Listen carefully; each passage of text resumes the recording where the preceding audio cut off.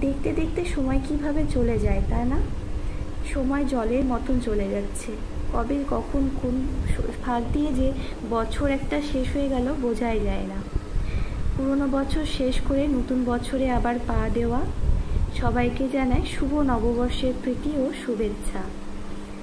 নববর্ষের দিন সকালবেলায় সকাল সকাল সবাই স্নান করে পুজোর আয়োজন করছিলাম। আমি এই বছর প্রথম আমার তুতুন সোনার জন্যে নবরাত্রি পালন করছি। এবার থেকেই শুরু করলাম এবং আশা করছি প্রত্যেক বছর এইভাবেই মাকে আদরের সাথে পুজো করতে পারবো। তোমাদের সকলে ভালো থেকো, সুস্থ থেকো।